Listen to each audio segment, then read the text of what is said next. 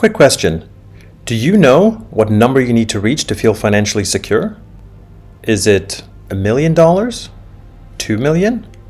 Maybe it's 5 million. Most people think financial freedom is hitting some magic number like that.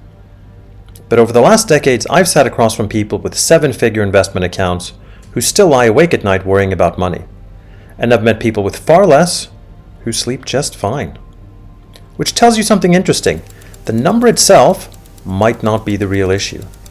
The real question isn't how much money do you have, it's how much do you actually need to feel secure. And trust me, those are two completely different conversations. This is honestly one of the biggest sources of financial stress I see. People are chasing some undefined finish line that keeps moving further away. I've worked with people earning $50,000 a year and people pulling in $500,000 or more. And you know what's wild? They often tell me the exact same things.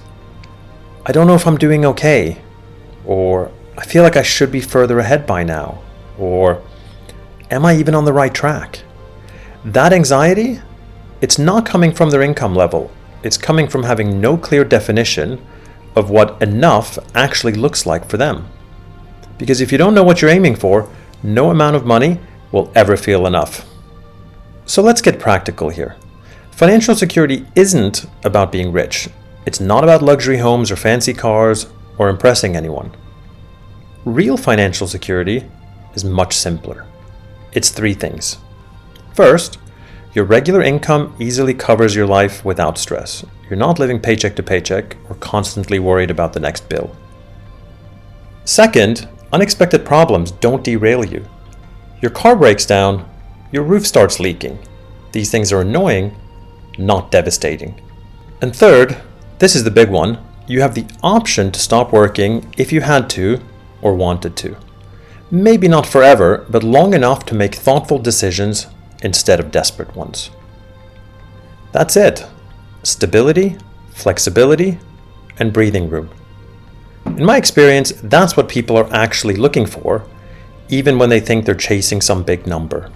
Now here's the part that most people never actually calculate, and this is where it gets interesting.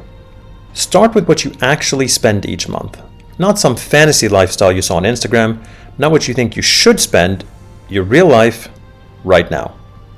Your mortgage or rent, food, insurance, utilities, transportation, school fees, and the stuff you genuinely enjoy spending money on, your hobbies. Let's say that adds up to $5,000 a month, $60,000 a year to live your current life.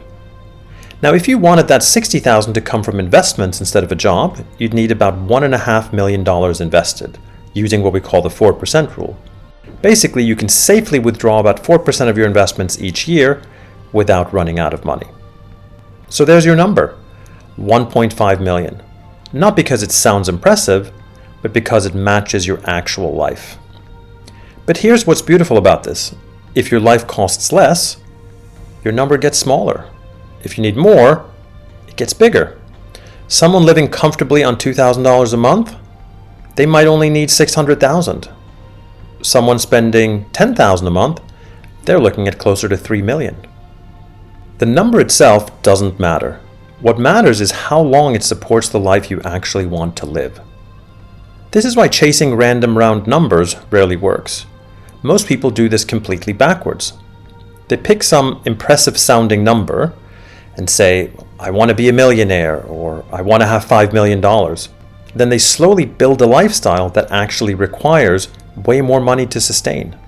Bigger apartment, nicer car, more subscriptions, fancier everything. So even as their income grows, they never actually get closer to that security they're looking for. The finish line just keeps moving. I've watched high-earning people stay constantly stressed because they're running faster and faster, but never actually arriving anywhere. Look, financial freedom isn't about hitting some magic number you saw in a headline. It's about understanding what your life actually costs and building enough assets to support that life, whether you're working or not. And once you get clear on your real number, not someone else's number, not some arbitrary milestone, but your actual life, everything else gets so much simpler. You stop second guessing every financial decision. You know if you're making real progress or just spinning your wheels. And honestly, that clarity alone completely changes how you think about money.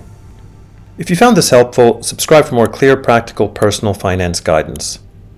In the next video, we're going to talk about why so many people feel behind even when they're actually doing fine, and how comparison quietly steals your financial peace. See you there.